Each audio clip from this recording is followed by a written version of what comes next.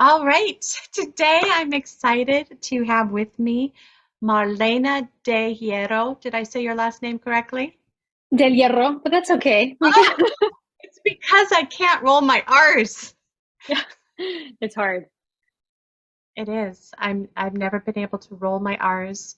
So thank you for helping me with that. Today I have Marlena, the spiritual dating coach, also known as the woo woo the woo woo guru of spiritual dating, and she is here to share with me her expertise and experience in supporting individuals who are striving for that love and connection that they have dreamed of in their hearts and they're looking for as a part of living a fulfilling life. So I Hmm. invited her here to share with us today her secrets and her tools and her advice that she shares with a lot of her coaching clients. So I wanted to start off. There's so many ways we could go, but I thought I would start off with just asking you, what have you found are some of the biggest obstacles that people come to you as they are looking for their divine counterpart, let's say? That is such a good question because and I'm really glad you said some obstacles because not everyone's obstacle is the same, but I am seeing some themes, especially among women. And I think sometimes the stuff with men might be a little different or a little more nuanced from that. So I think it shows up differently depending on who it is that we're talking to. But with women, I find that they are not finding exactly someone who's on the same page with them, who wants the Mm, same things they want, and or who can show up fully in the partnership the way they show up. And so there's mm, this a lot of men who aren't wanting the same kind of monogamous committed container relationship perhaps, or not wanting to take it to other levels of commitment, or there's this a lot of kind of wishy, no, I'm gonna say wishy-washy, but they're just not on the same page. There's nothing wrong with what that particular person wants either. Just the woman yeah. tends to be in the wrong place. So really, the issue is not finding someone who fits. It's screening out the ones who don't.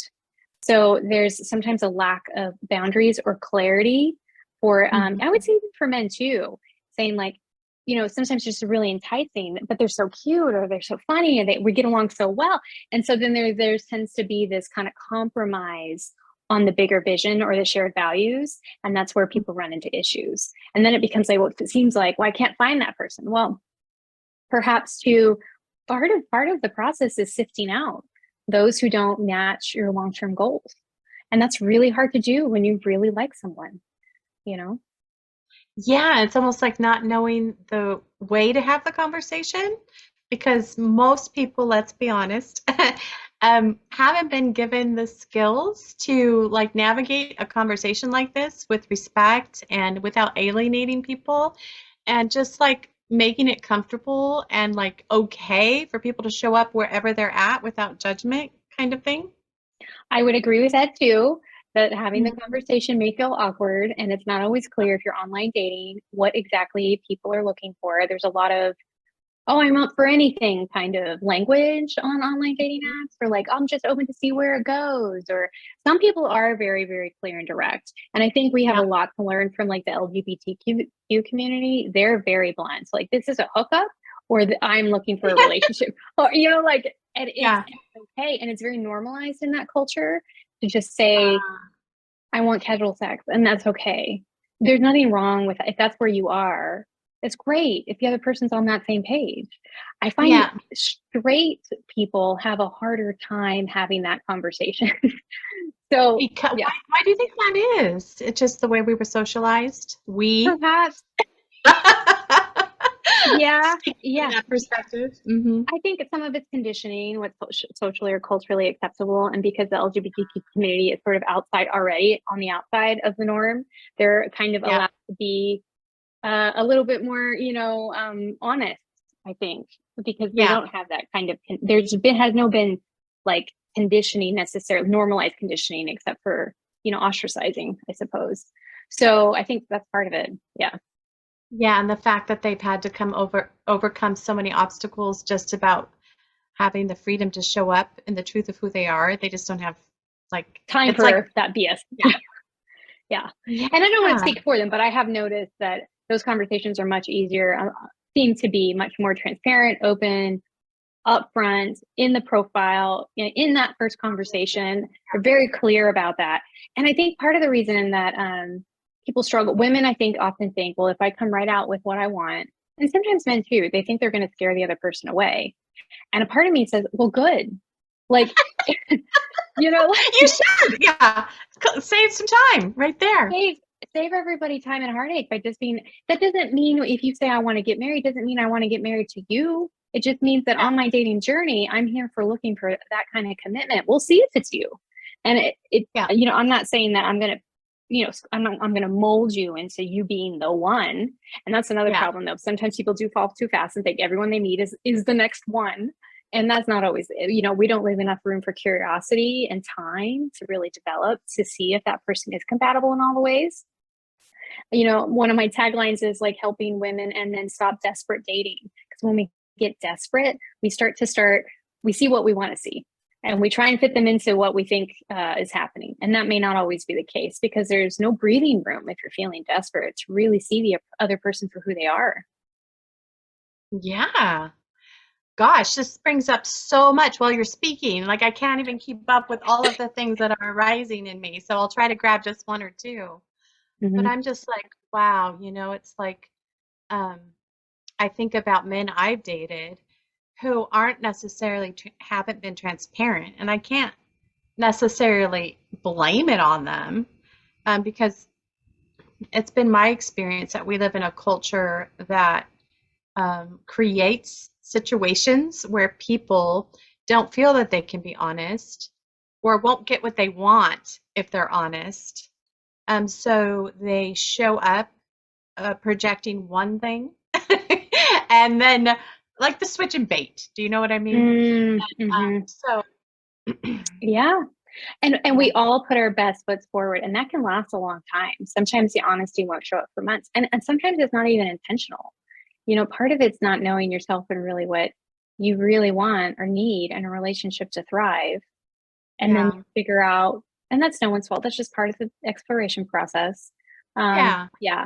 Well, I'm just saying most of these patterns I'm sharing are seem to be highly unconscious. Mm-hmm.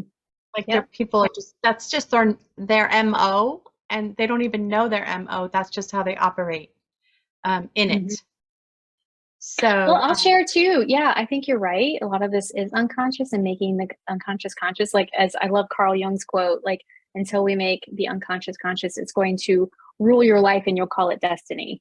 yeah, So like really having to, this is why dating coaching, it sounds kind of cliche. And even I sort of almost cringed at the title at first. I was like, who would want that? But this is exactly why it's needed, is to so that yeah, the dating experiences start becoming less painful and more productive. And like, you get closer to finding your person. And yeah, it may mean saying some goodbyes or having, I don't want to say higher standards, just standards that meet you, that, that are in yeah, alignment. Yeah, with your exactly. values. Hmm. So this leads me to the next question is like there seems to be a lot of pain around dating. And I don't want to just say for women because I think it's also for men as well. Absolutely. Yep. And Do so, you yeah, notice a different flavor of pain between men and women, or is it just different? Different. I don't know how to say that, how to ask that. I think the pain is universal. I think that experience is not necessarily taking on a different flavor. I think it often comes from a lack of intimacy, a lack of connection, um, just the lack of finding a long-term partner. There's a lot of loneliness going on both sides, and I don't think either side realize how lonely the other side is too, and that we're all searching for that connection. We all got our walls up and are putting on a good face, and like, I was talking to someone I was working with, and she thought she had to sleep with a guy. He was asking on her date. She was already preparing to sleep with him in order to have a sense of connection. I said, hold up, hold up. I was like, do you want to do that? She's like, I don't know. And I was like, okay, well, then let's pause on that and consider for a Yeah. moment that perhaps like he's also not necessarily wanting to sleep with you. But what if you offered cuddling instead as a physical activity rather than going in for sex. And you know what? She did offer that and he loved it, and that's what they did. And so like it was a way to connect that didn't sort of violate their boundaries too soon. Or, yeah. So Yeah. again, being Well, that's honest nice. about what you That's want. nice. I think that another person would actually be open and available to have that level of conversation. And but the truth is just that's not the case always. Do you know what I mean? Right. Mm-hmm. So, yeah, I was just thinking about a date actually I had last night. Ooh. Well, actually, it never came to fruition because at the last minute, he said he had been called into work and was not available.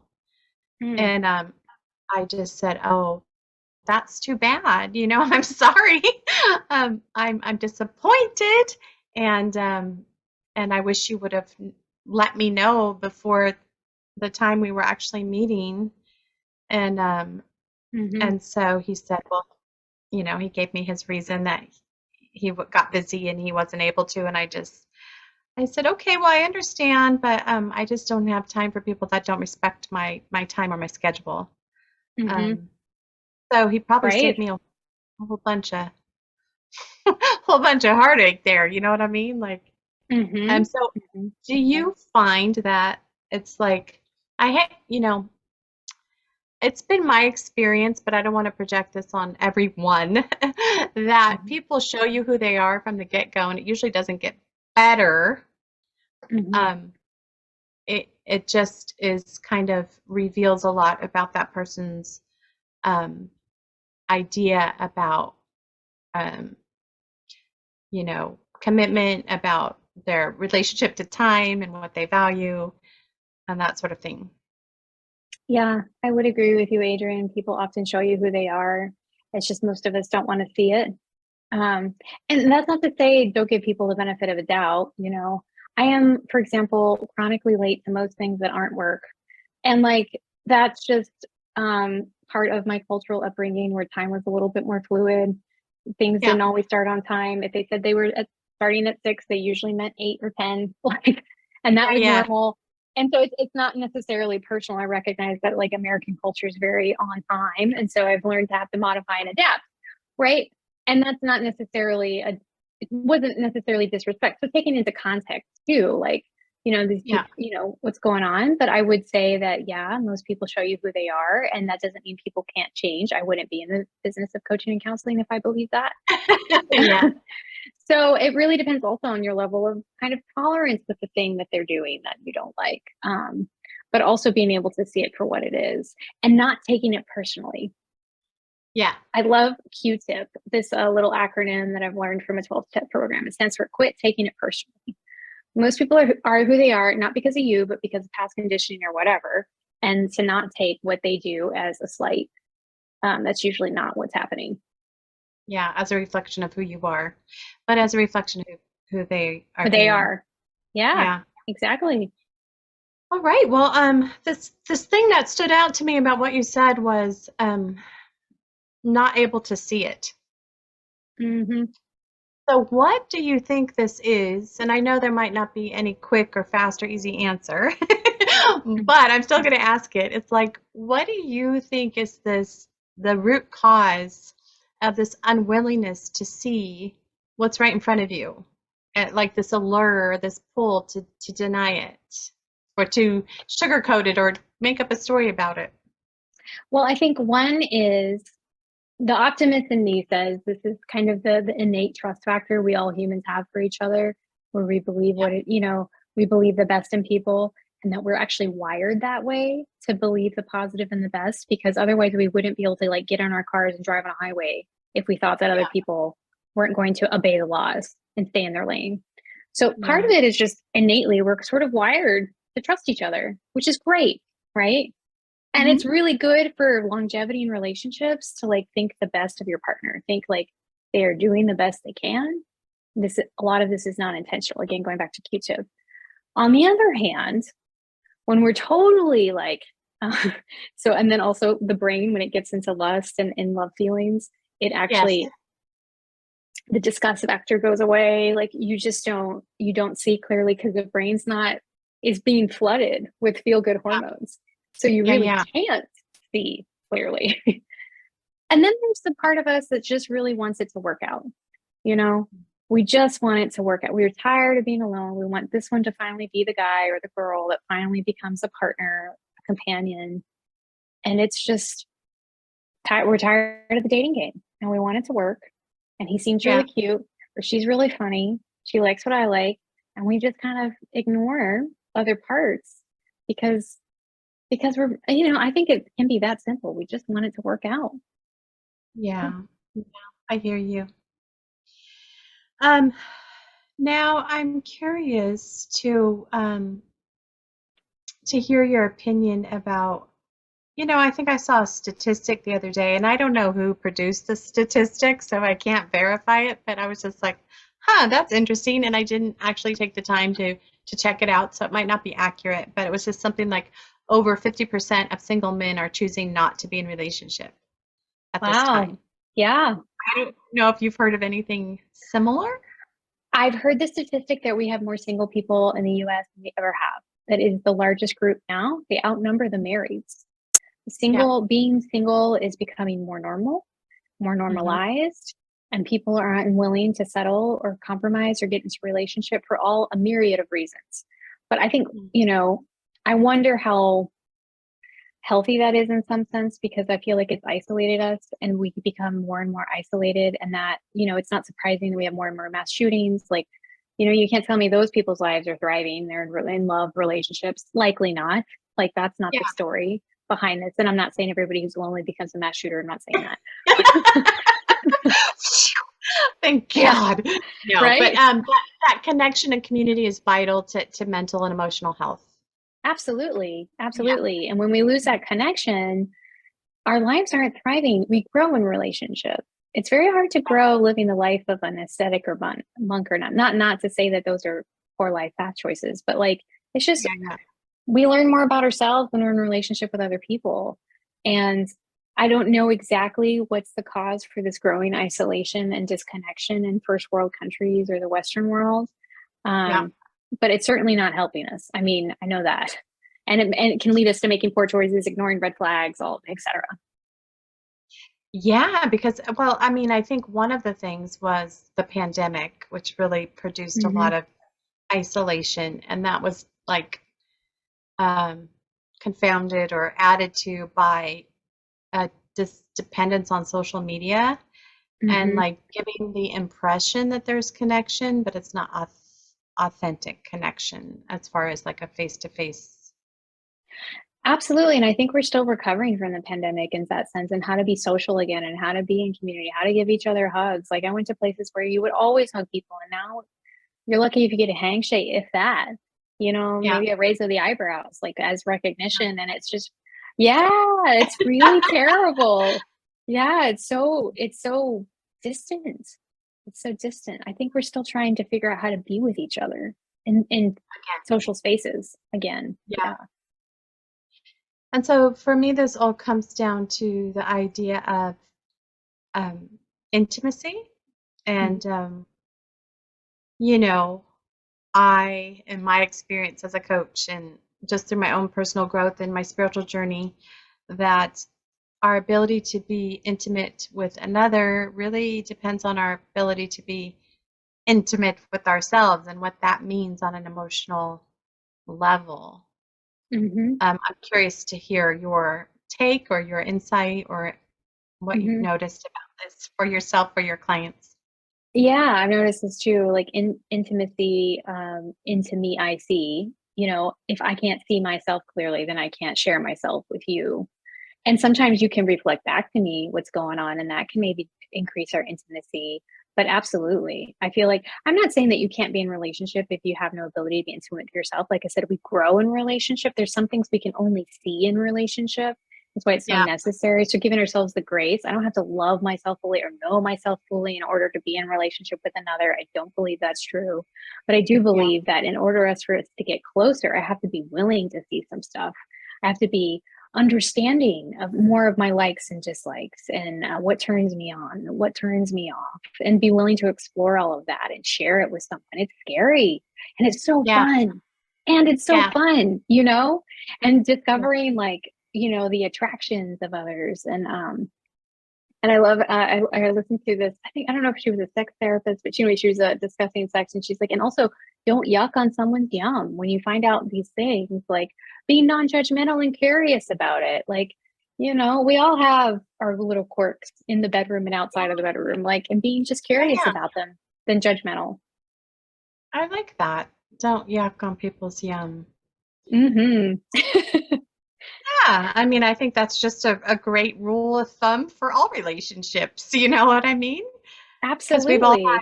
we've all had opportunities where we shared something that was exciting to us, and people go, "Oh, And it diminishes our excitement, right? When like you love a show and someone watches it, it goes along, which is not just like sexual stuff, but just normal stuff. And yeah, then you're like, when they're not animated with you, you're kind of like, oh, this show's not as fun if this person's not laughing with me. And so I think part of also being in a relationship is like trying your best to enjoy what your partner enjoys, as long as it doesn't violate any of your boundaries or you find totally offensive, you know, having really shared offensive." Yeah. excitement.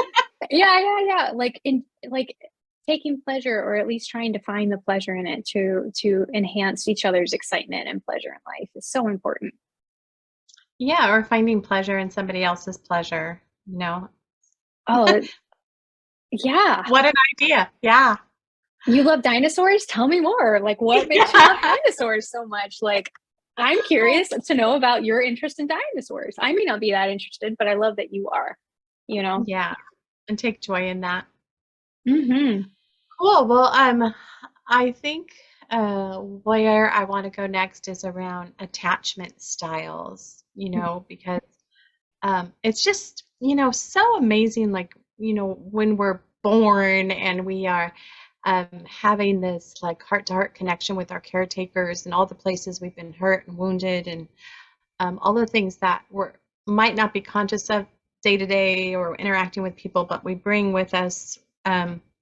And so, what are some of the attachment styles, and how can these attachment styles either help us or hurt us? And I know that's a big question, so just go wherever you're pulled. Mhm. Like, Well, the gold standard is the secure attachment style where you feel secure in the relationship. You don't take everything, personally. When someone asks for distance, you're able to give it. You don't chase.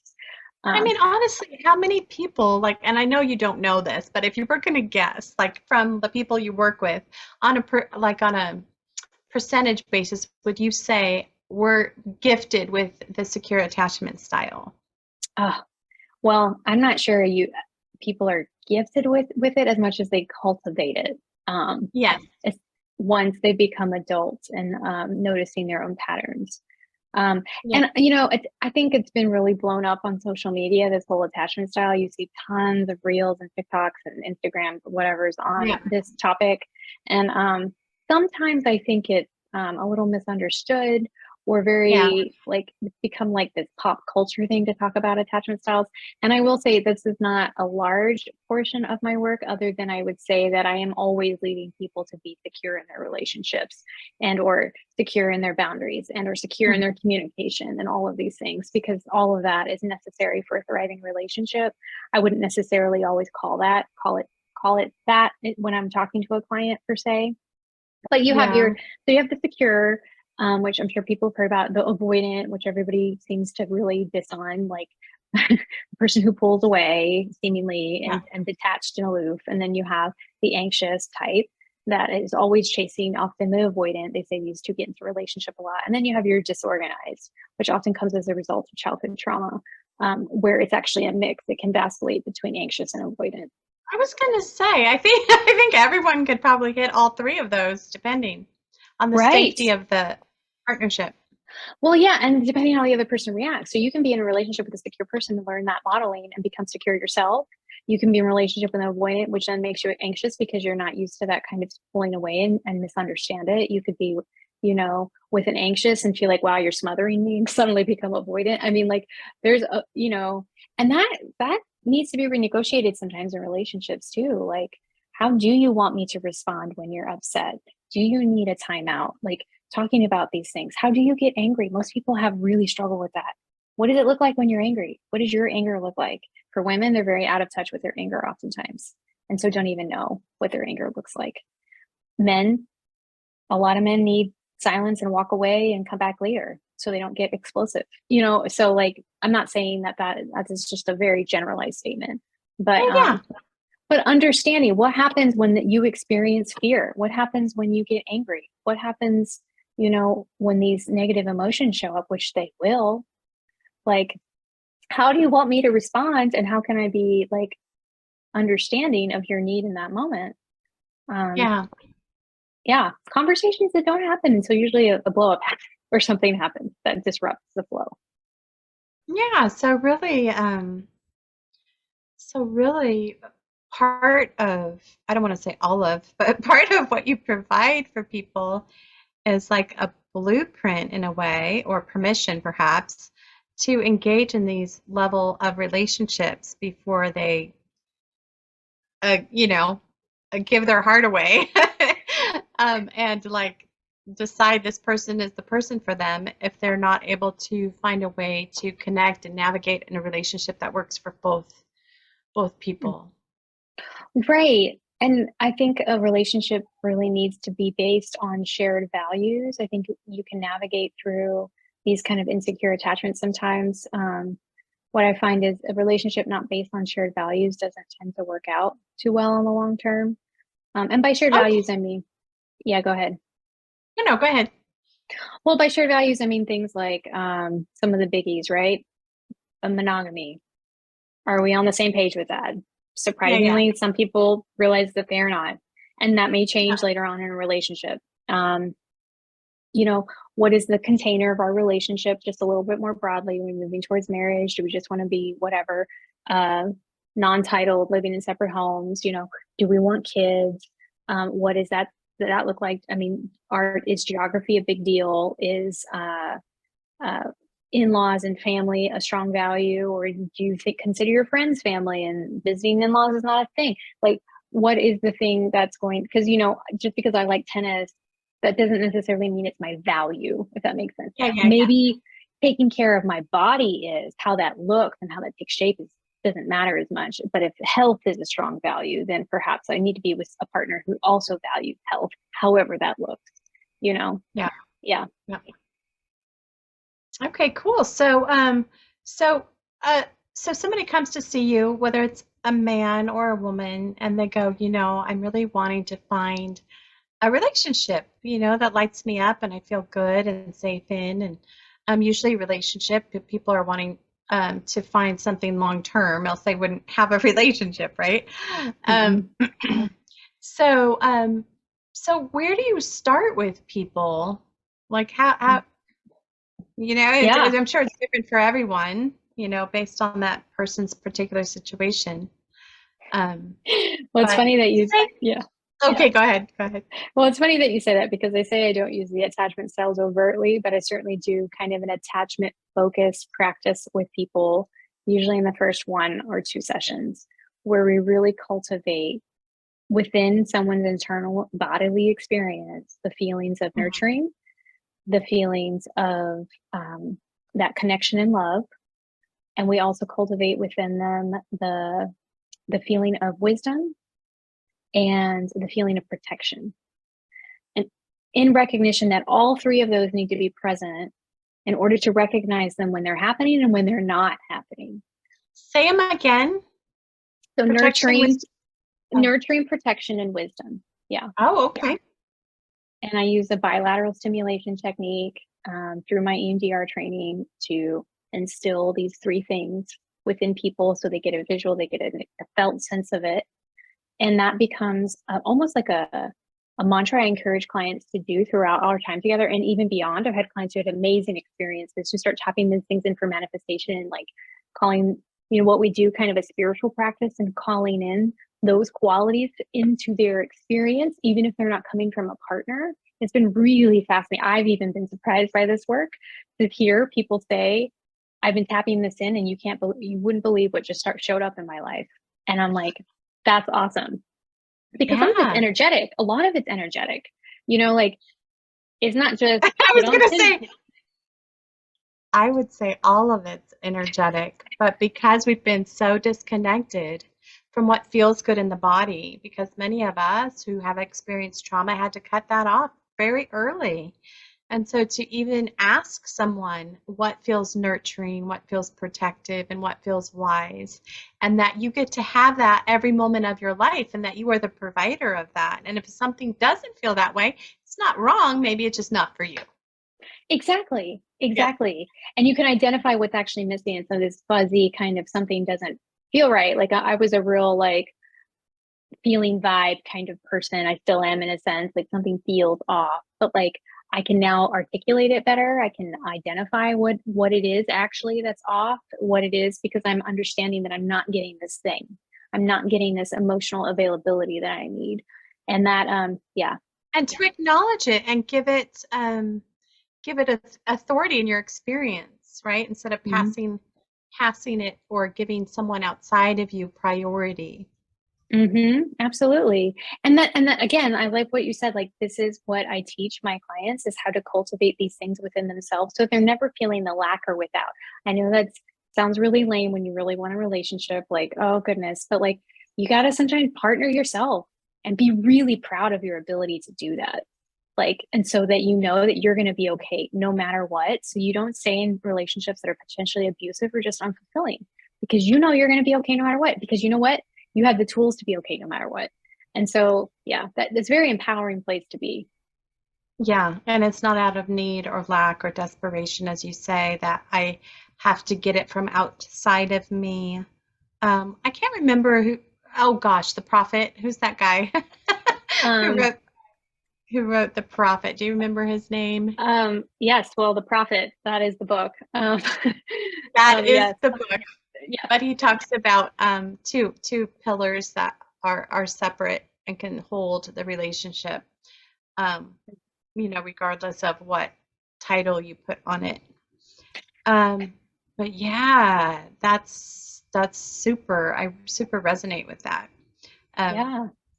yeah, for manifesting anything in your life, whether it's a relationship or just a job, a work life Well, yeah. balance. These Yeah, practices that many people have actually helped them in their career in other areas unexpectedly. And for me, as the clinician or the coach, like, oh, like this is helping you in other areas, as it should, right? Because we attract what we are, not what we want. There's that famous yeah, manifestation saying, and this sort of changes the vibe of who you are. I often tell my coaching clients, like, I can't bring in your one. That's impossible. Anybody who tells you they can do that is lying. What I can yeah, do is for you to vibrate on the frequency where you're more likely to tune into a station that resonates or tune into a person that resonates.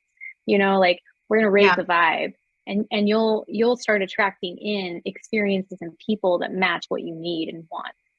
But This is who this shows is up? Yeah, go ahead. yeah. No, I mean it's so powerful because as a person that had a lot of imprints of feeling unsafe, but in my brain it was wired with connection and love, that has been one of the sticking points, like to be able to distinguish, like, oh, like that isn't actually connection or love. It's actually dysfunction and trauma. Do you Mm-hmm. know? Mm-hmm. And your nervous system tells you. It doesn't lie to you about that. Like your nervous system will tell you when you're feeling unsafe. It's the ignoring of your own nervous system, or when your nervous system just being overreactive based on some past baggage, perhaps the situation has something to do with it. I mean, this is why sometimes it's really helpful to have an accountability partner, a coach, just a good friend. Be like, I'm Yeah, feeling this. This is a situation. What do you see? yeah, Just yeah. someone to give the like some perspective. Yeah, because and that's what you said was like an inability to see. It's like not having permission to say what you see because at the time it was like a threat to your connection, to your life force, Mm-hmm. because when you're little, that's all you got, right? And Yep. so, well, that's what it appears to be. Mm-hmm. Yep. Um, Yep. You're talking about like gaslighting, essentially. Like you were told that you were safe when you were not. And so you begin to just not trust your own reality, your own experiences later. And part of that is like cultivating that trust within yourself. Be like, no, I think I know myself well enough, or I know what safety feels like well enough now to know that this is not safe or this is. And, but yeah. Well, I mean, at the end of the day, I mean, I can only speak from my personal experience. And of course, I can share the experience I've spoken with to others and what they've been working through and facing. But, there's like, it appears to me, and you can let me know what your experience is and what you believe or know. But it's like, there just seems to be and I want to phrase this in a responsible way. It's like for the large degree of the population that I've worked with, there is a sense of self that was produced through manipulation and gaslighting, almost as like a cultural condition of our society. Mm. What do you say about that, Marlena? Wow. Yeah. No, I think perhaps, I've seen some reels on TikTok and whatnot that say that the disorganized attachment style is probably like the least common. I sort of question, so you're speaking, so that experience that you're talking about, this kind of like theme that you're seeing of like people Yeah. who have experienced childhood trauma or have adverse experiences and therefore come out with this constantly feeling like they're being manipulated or unable to see the manipulation or feeling, is that what you're saying, that there's a Yeah. lot Yeah. of that Yeah. actually? Yeah, I can't say for sure because I'm also a Yeah. therapist. So like I probably see perhaps, I don't want to say skewed. I sometimes wonder if I'm just seeing everyone who has these types of issues or if they're just more prevalent than I thought. And I'm beginning to think they're probably more prevalent among the general population than not. Um, Yeah. and that's tough. And given like the mass kind of trauma that things are going on all the time now, I sort of wonder what is that doing to our sense of safety in general, not just like in like Yeah. public spaces, but like our sense of safety with each other. Do I feel it's safe to smile at somebody at the grocery store, or is that going to be taken in a different way? Like, am I even making eye contact with strangers anymore? Like, I think this has really broad implications. It's probably too beyond the scope of this podcast to get into. Yeah. Yeah. And Yeah. I'm certainly not an expert, but like, I do think it's probably a little bit more prevalent than we thought. Um, Yeah. and I don't know what the solution is other than everybody come to No. coaching and counseling. Yeah. Well, I think, no matter where you're doing the work, whether you're doing it with a counselor or you're doing it with yourself Mhm. or, in a community or, um, it's like bringing awareness to um, your own sense of self and how safe you feel to be who you are, which is really related to our sense of joy and freedom and self-expression and play and love. And those Mhm. three items, which you pinpointed, nurturing, protection, and wisdom, like that's like the basic outline of feeling good in your body, which Mhm. hopefully is our birthright. Absolutely. And this comes out of Laura Parnell's work. I just want to give her some credit here for that. She developed this sort of basic understanding. These are basic needs that we all need as infants to survive, but we also need them as adults. And like when we Yeah, find these kind of points of sadness or disconnection, it's usually because we're not getting those things. We're not getting those needs met, or they're not being fully present in our experience. yeah, So yeah, so that was a really wonderful training I took from her and where I learned this work. And I also will say that like a plug-in for some other training that I'm doing that's really talking about how our feelings of fear, guilt, worry, doubt, anger, pretty much everything except for grief is part of that survivor brain.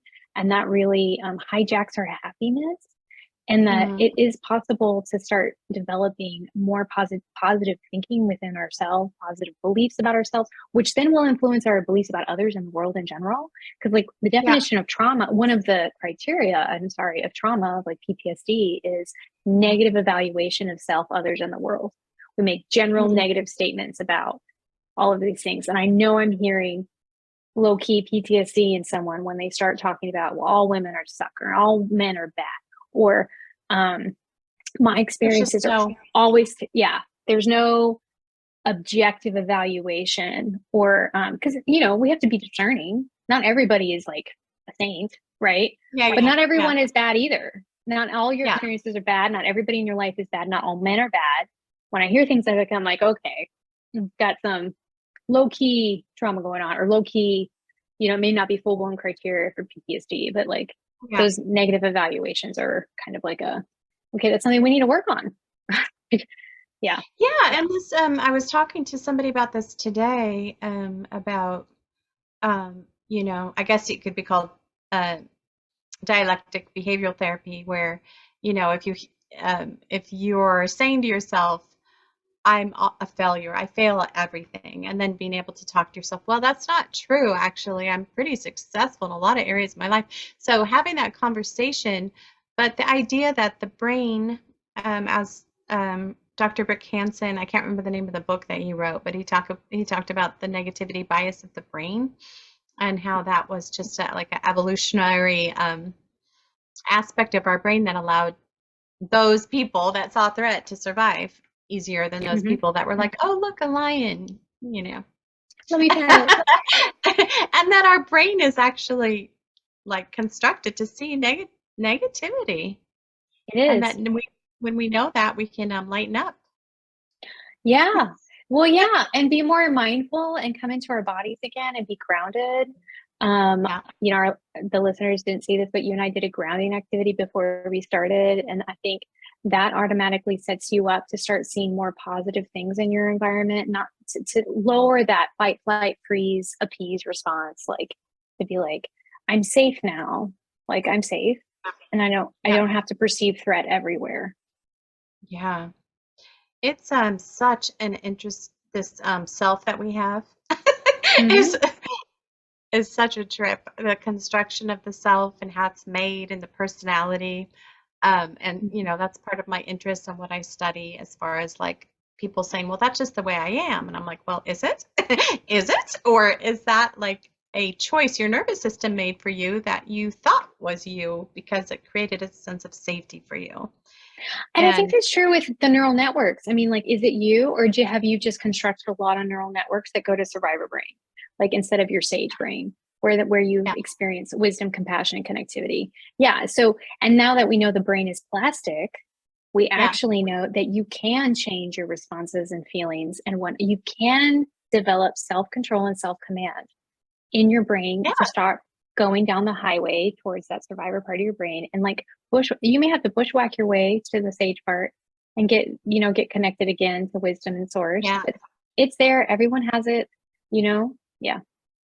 Well, I mean, at the end of the day, I would say everyone's going to have to bushwhack their way back to that, because sadly, it's just part of being a little kid and not having, like, full access to your prefrontal cortex, and like, the context of what life's about, and that we make up all of these stories and they're based on, a little kid's brain, Hmm. and perspective. And now we're like, hey, wait a minute, that's not a true reflection of my relationship to reality, and it's not serving me. And so um, Hmm.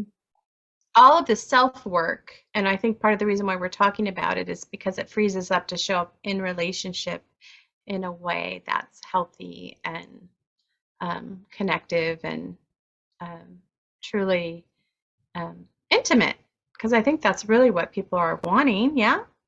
Oh my gosh, that is what everyone so desperately wants. Like they so want connection, and it seems to be really hard sometimes to get it.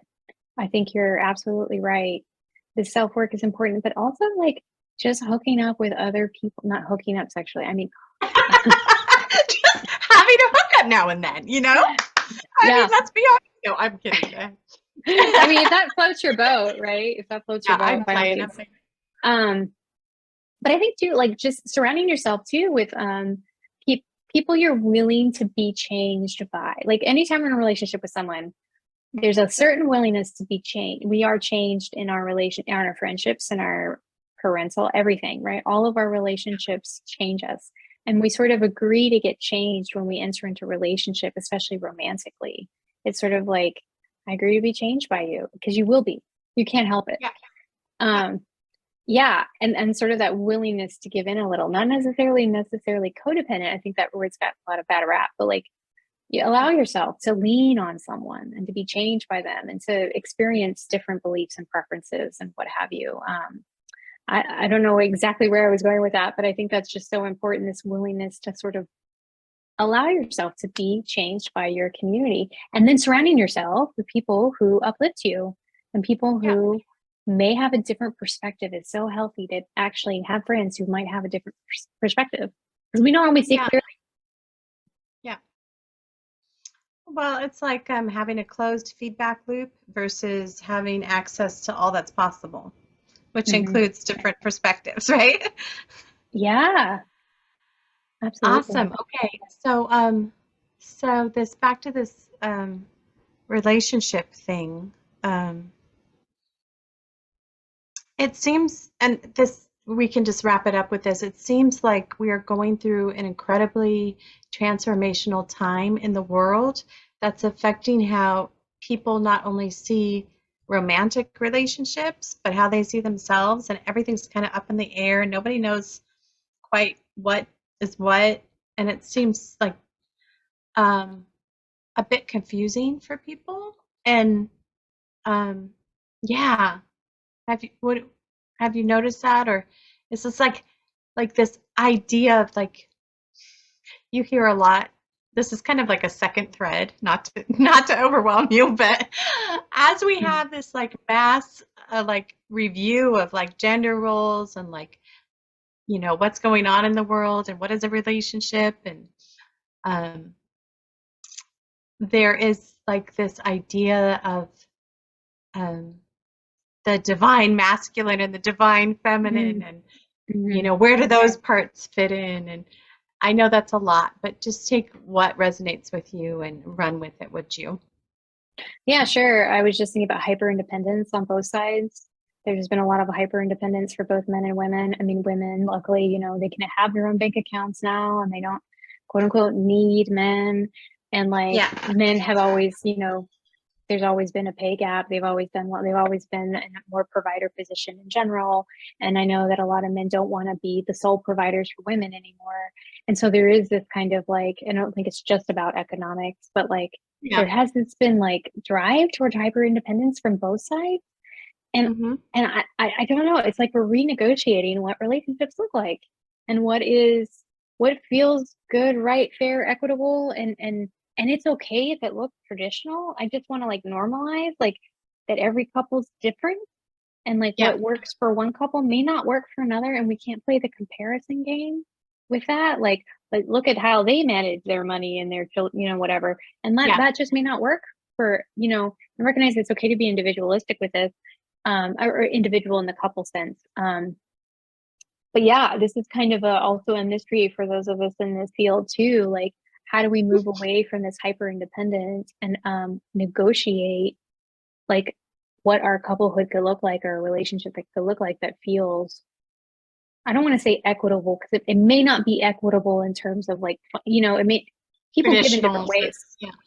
Yeah. Right, right. Because I'm seeing too a lot of like fed up women who are tired of doing all the, who also now have a full-time job and do a bunch of the childcare and the household work by themselves, and I think we're getting out of that, but there is it just seems that that obviously is not going to work. One parent's going to get burned out if that's like or a person, spouse in that relationship. And Yeah. again, I want to look to our LGBTQ community and be like, they've really come up with some innovative ways to be in relationship because they've had to think of what their Had to. roles are going to be. Yeah, they've had to. Yeah. And so I think the straight community is still working on some stuff. Yeah. It's true. And just like the whole, we had Mother's Day yesterday, and I was reading a quote. Do you know that woman, Jeanette McCurdy, who wrote that book called I'm Glad My Mother Died? She was a I have childhood not. Hollywood star. Hmm. Yeah, so she was, and there was this quote about mothering, and it was kind of like being cheeky and sarcastic about, like there's nothing more important than a mother. If you are not a mother, then you're just a mere peasant, and you cannot relate to, the grandeur of, you know, being a mother. But anyway, she was trying to take the piss out of her mother and the role that her mother took. that she used to manipulate her daughter in really hurtful ways. But the whole idea that we have this archetype of what a mother is, and that women have bought into it, like I have to work full time, I have to take care of the kids, and I have to also do these other things.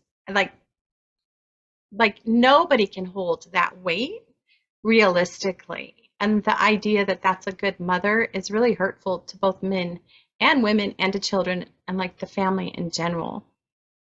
Oh my gosh, yeah. Yeah. Yeah. It creates unrealistic expectations. Talk about burnout, talk about building resentment. I mean, talk about divorce right there Yeah. coming down the pike. Yeah. No, absolutely. And it's like, you know, talking about these things, like what do you expect? Like, I find that some couples, some go to marital counseling and work through these issues, but a lot don't because they don't know how they're going to respond necessarily when those. So that some of us just don't know until you have a kid, like well, how the Yeah. parenting is going to go. And I feel like we're going way deep into like just beyond dating now, but like Yeah. really talk about these things in the dating stages. Like, what do you Yeah. want? How and asking what was it like in your own household, knowing how you grew up. I mean, do you expect, your mother to pat the tortillas every morning fresh? Like, because I'm not doing that. Yes. Yes. No. But I mean, I think people bring all of this unconsciously and then don't have the tools or the space to actually have these discussions in ways that allow both people to decide, like, is that really what I'm asking you to do? And I don't have to get married to you and wait 5 years and then get divorced because you didn't meet my expectations, you know? Mm-hmm. Mm-hmm. Yeah. And that's very interesting statistic. I remember learning this in counseling, my counseling and education. I thought, oh, this is interesting. With every subsequent child, a couple's happiness goes down and down, like less. And I was like, wow, what is that? What is that about? What's that about? Yeah. And No, but I mean, yeah. go ahead. Oh, and that's one of the happiest populations of people are single women, older single women. No, I'm kidding. But I just want to say um, that this idea of like the whole idea of a relationship as a container of care, nurturing, safety, getting to know oneself through the mirror of another person, love, of course, to experience and share love in a safe way, and that the family, this container that we have known as the family, is like that mothering that's contained in a relationship can't be given just to one person, like the mother. It's really everyone in the family. And it's like at the same time, there's this distortion like, well, it's only because of the mother that we can have love, that we can have connection, that we can feel supported. And that's been such a disservice to people's inner psyche of like putting it all on this one role. Likewise for men as fathers, we do our own version to them, our own version to what it means to be a good man. So all Mm-hmm. of these internalized archetypes or stories we have are seeming to be rewritten or needing to be rewritten in order for people to um, find that spot of rest, and peace that really, that's what we're looking for in relationship. Yeah. Totally. I mean, recognizing that we all hold within us like all the roles, like and that the roles are shared and couples are happier when they have more diversified gender roles. Like there's been some research on that. And that little boys, have show more emotional expression and sensitivity when they're young. We sort of condition them out of that though. Like females actually have less of that expression when they're young, but are allowed more as they grow, allowed more expression. And men aren't. And so but they have a ton of nurturing within them. I mean, of course, like it should be, we should be recognizing all of each other's maternal energy. As my friend says, it's not happy Mother's Day, it's happy maternal energy day. Like Yeah. Who said that? Your friend? oh, one of my friends, yeah. And I was like, I love that. It is a maternal energy that we all have.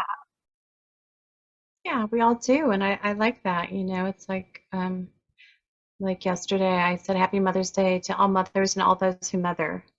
because we all mother in some degree. And Absolutely. yeah, and so it's this space of nurturing, which is community, whether it's in an individual relationship in a family or a bigger community, and starting to see that, whether it's like a national community and feeling safe in that relationship. Um, Well, and this was a light bulb moment as you were sharing, like the gift and opportunity in this time of having more singles outnumber the marrieds is like this is a time to cultivate community outside of just one-to-one relationships because actually married couples are often get isolated because they rely on each other solely for all of their needs to be met, and that's impossible. Like that's impossible, and that's lonely, yeah, and you will be disappointed multiple like over and over again if that's the case. Like community is important, married or because it's single. unrealistic. It's unrealistic. Yeah. Yeah, but this is a great time for singles to recognize community and build community outside of one-to-one intimate relationships. Like it's prime time for that because there's so many of us out there. It's happening. Hey, I just I'm watching the time, and I think we're hitting just about an hour. So I just wanted to ask you, were there any parting thoughts that you wanted to leave us with? And if not, that's fine. I just wanted to make that available and let the audience know that's listening that all of your contact information will be included in the description of the podcast, so you can find out how to contact Marlena and find out more about the work she does in her spiritual dating counseling. Mhm. And I also just wanted to mention that to give you a moment to reflect if there was anything that you wanted to share. And if Yes. that's it. Yeah. Yeah, there is something I wanted to share because I feel like singles are really caught up sort of with the timeline and put a lot of pressure on themselves to like find the one and really start to Yeah. question where they are in life with their age and all these things. And I would like to say, I'm really loving Dr. Michael Newton's work. He wrote Destiny of Souls, Journey of Souls, and he talked about, soul groups and this is more on the spiritual woo side, but that we don't really have to do anything to make these people come into our life per se. Sure, we can be better prepared, more emotionally regulated, more financially stable, all those things. And that's great. And that's work that you should be the person you want to date. Absolutely. Don't get me wrong. Yeah. Yeah. And Yeah. like you don't have to earn it, like we don't have to earn love. And sometimes like our people show up regardless. I think more of the work lies in maybe well, I mean some preparation, right? But like this is not, we don't have to force or effort our way into it. Like Yeah. this whole let it come, let it flow, like let it come and don't worry about and throw the timeline out the window. You can meet your soulmate at 65, 75, 15. Like let go of Whenever. this Yeah. preconceived notion that like it has to happen on this time frame. I think that creates a lot of unnecessary suffering. Marlena, are you suggesting that there might be a higher plan in order for our lives that our ego might not be privy to at all times? Yeah, I think I am. Oh, okay. Mm. I'm right there with you. Yeah, there's part of our learning curve as a spirit and a soul on the planet. It's like, you know, wrestling with ourselves, right? In a way to like realize who we are and who we aren't. And that sometimes we're so attached that we're blocking our own good, including, that one person that will fulfill us. Yes, and I love Coach Shirzad, this other coaching program we're giving. He says, regardless of the outcome, how will I have wanted to conduct myself in this process, in whatever it is. He's not talking about single and dating, but I think of that. How will I have wanted to conduct myself? Would I have wanted to stay in an abusive relationship, chase every man I thought was no, of course not. Like I would have wanted to cultivate relationship. Everyone has to answer that question for themselves, but I think it's a good Huh. one. How will I wanted to, at the end of my life, how do I want to have conducted myself throughout my life when in these times of stress or singleness? And what kind of person do I get to be? Mm-hmm. Because I mean, a lot of times we're attached to the outcome, but it's like, it's like a lot of times our brain's outcome is like not attached to reality. It's like, oh, well, when I get to be the fullness of who I am, then automatically the people that resonate with that will be pulled in just by a force of nature. Exactly. Honestly, I think that's absolutely true. And the magic starts to show up and the world begins to feel magical again. And now we're into Yeah. sage brain and now we're into, flowing, going downstream instead of swimming upstream. Amen. Marlena, sister, counselor, lover, guide. Thank you so much for being Thank here today and you. sharing your wisdom and your insight and your practice. And again, all of our information is located in the description. And yeah, so hopefully I'll let you know when this is posted, and you can check it out and share it with your peeps. And all right, until next time, thanks for joining us. And Thank please you. Thank remember what a you. bright treasure you are. And bye for now. Bye, Bye Marlena. bye. Thank you. Bye. Thank you.